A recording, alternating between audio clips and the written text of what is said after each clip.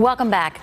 Earlier this week, I spoke with Republican State Representative Danielle Perez about the pandemic, the impact on small businesses, and the governor's recent ban on vaccine passports in the Sunshine State, among other topics. Take a look.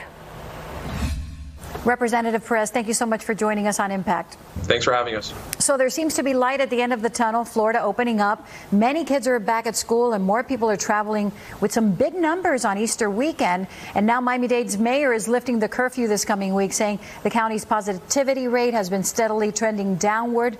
From your perspective, can you give us your assessment? Look, I think we're doing the right thing on all fronts. I think the governor, first and foremost, deserves a ton of credit for keeping our economy open while making sure that the vaccine distribution process was as fluid as possible. And I think we accomplished that, specifically with our seniors. We vaccinated our seniors the most and the quickest in comparison to every other state. And I also tip my hat to Mayor Levine Cava on lifting the curfew so that we can have some sort of normalcy back. I don't think we're quite there to where we were pre-COVID, but slowly but surely we are getting there. And I think a big push behind that is the vaccine distributions that we've had in Florida and specifically in Miami-Dade County. Speaking of vaccine distribution, there are new vaccination sites that are opening up in addition to the FEMA-supported sites and county and state sites, with over 6 million people vaccinated in Florida. Are you satisfied with how it's going so far? I am satisfied with how it is going, but we are nowhere near complete. There is still a lot of demand out there.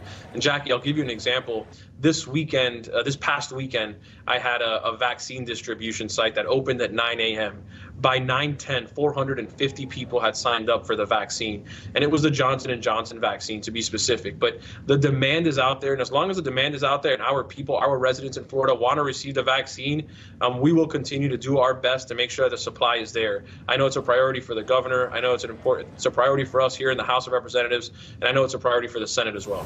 Well, all Florida adults can now get the vaccine, and even teens 16 and 17 are allowed to get Pfizer. What are you hearing about teens and our parents taking their kids to get the vaccine? Many are. I would tell you that some are still skeptical, maybe for the 16-year-olds, but based on CDC guidelines and the studies that have been done to date, I would tell you that it is safe for a 16 or 17-year-old to get vaccinated. I don't have any 16 or 17-year-old children. Mine are a bit smaller. I got a 2.5-year-old and a 1-year-old, but I know that parents are taking that opportunity and allowing their children to get vaccinated, at least the ones that want that, and the parents that think it's in the best interest of their child. I appreciate the governor's stance on giving that flexibility to the parents.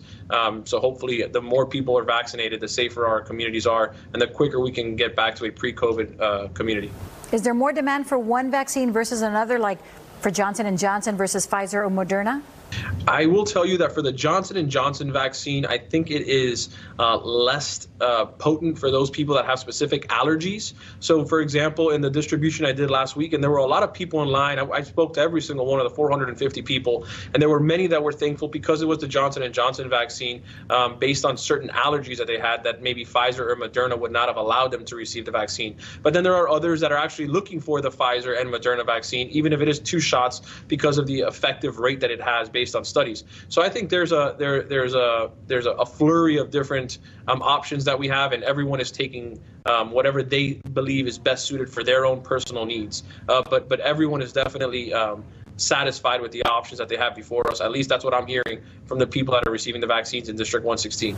We hear of the efficacy rates of the different vaccines, but Florida has now added close to 1,000 variant cases in the last week. Is the state prepared for a possible other wave?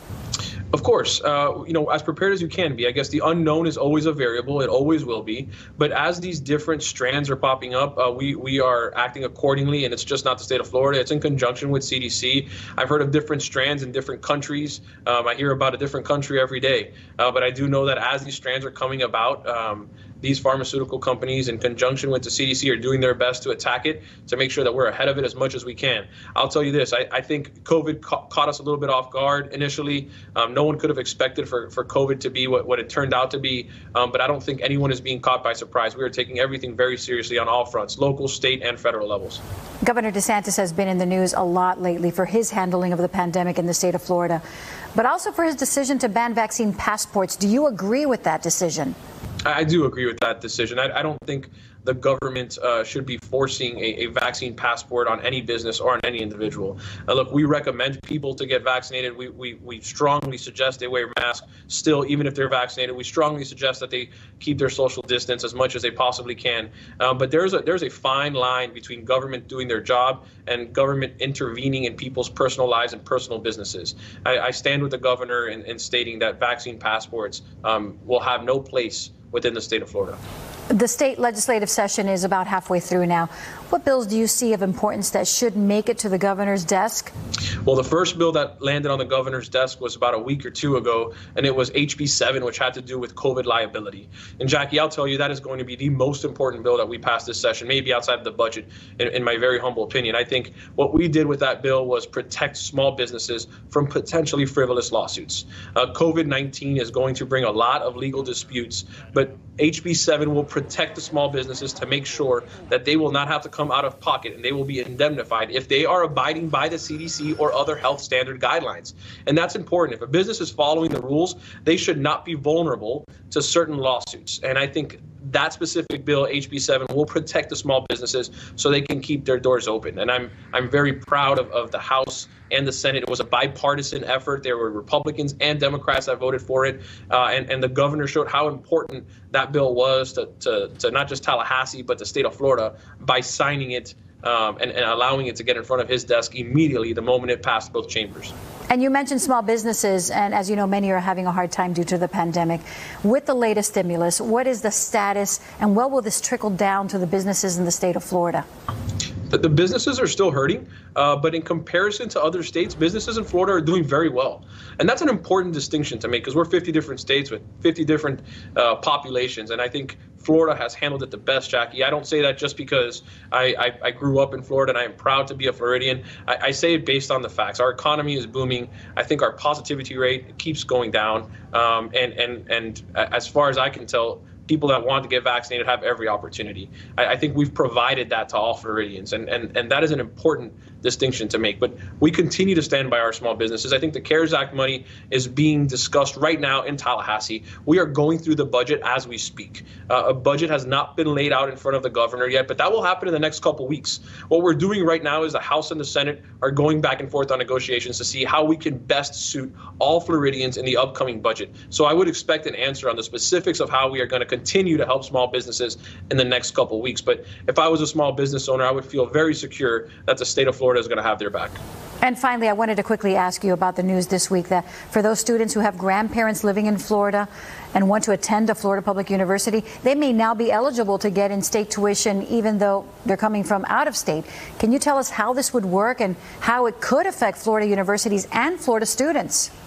So it would only apply for the top percentage academically of those out-of-state students, and the grandparents would have to reside in Florida. And the reason that we did that, Jackie, is we believe that Florida should be a destination for all ages, but specifically our seniors. I mean, we have a great tax structure here. We are tax friendly. We make sure that we keep dollars in your pocket as opposed to the government when they continue to tax, as we're seeing in many of the left-leaning states. And so what we want to do is we want to welcome our seniors from all over the country, quite frankly, all over the world, to come to Florida. But those grandparents that want to come to Florida and reside in Florida and make this their permanent home, we want to make sure that if their grandparents want to come join them in Florida, that they are welcomed. And so the top percentage of those students from out of the state will be able to get in-state tuition. But Jackie, it is important to note that these students would not be replacing or taking the place of those that are in Florida and that reside in Florida as students. So they will still take priority. But nonetheless, we want to give that opportunity and that option to those grandparents that want to come and live in Florida and bring their grandchild or grandchildren with them. Representative Perez, thank you so much for joining us. Thanks for having me, Jackie. It's always a pleasure.